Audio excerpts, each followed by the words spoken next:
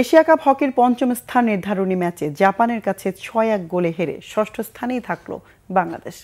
বিশ্বকাপ বাছাই খেলার যোগ্যতা অর্জনে পাকিস্তানের বিপক্ষে খেলতে হবে ৩ ম্যাচের প্লে অফ সিরিজ। আগামী বছর আগস্টের ১৪ তারিখ থেকে ৩০ তারিখ পর্যন্ত যৌথভাবে বেলজিয়াম ও নেদারল্যান্ডসে হবে পুরুষ ও নারী বিভাগে বিশ্বকাপ হকি। সেখানে এশিয়া কাপের চ্যাম্পিয়ন দল সরাসরি খেলবে। আর এশিয়ান জোনের দ্বিতীয় থেকে ষষ্ঠ স্থান অধিকারী এই ৫ দল খেলবে বাছাই পর্বে।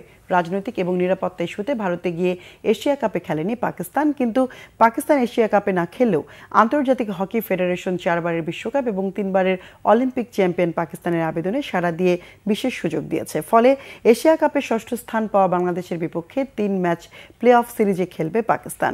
এই সিরিজে জয়ী দল এশিয়ান জোনের পঞ্চম দল হিসেবে বিশ্বকাপ বাছাই খেলার সুযোগ পাবে।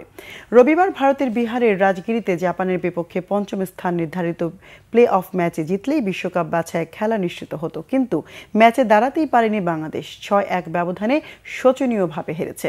তাতে এশিয়া কাপে ষষ্ঠ হয়ে এখন প্লে অফে পাকিস্তানের কঠিন চ্যালেঞ্জ নিতে হচ্ছে বাংলাদেশকে।